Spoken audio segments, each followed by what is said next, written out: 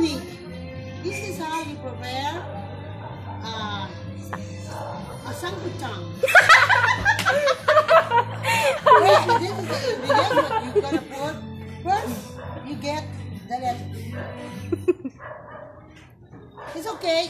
Don't mind if it's dirty. It's okay. Then,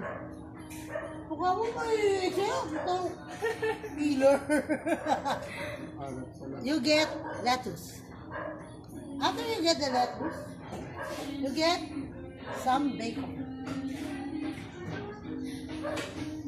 Kailangan maraming bacon para masarap. And then, you get this. This is called kimchi in Korean. If you don't know, okay. A little bit of this is perfect for your tteokgukjeong. Then you will add the sauce.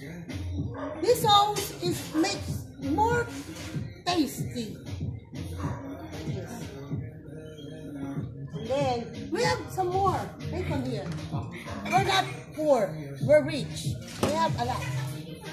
So when you prepare to eat this, you pull it like this, slowly, because it drips no good. And then you roll it like this, and then you put it like this, and then more, because the leaves is so very big. And then you put it like that, and then you eat it like this.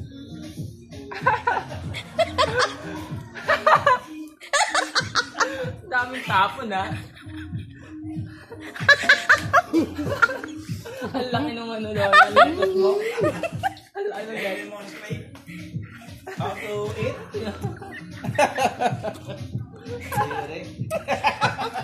Inuulat mo eh.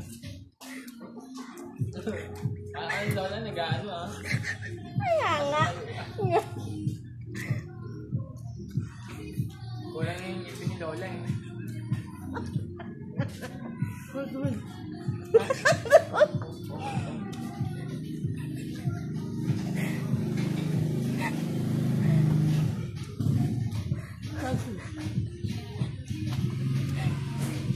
That's how you eat sangkutang. Then you drink Coke. Very tasty. You make roll over the mouth like that. Then you put it. Then you put it like that. Tama na? Bye-bye. Bye.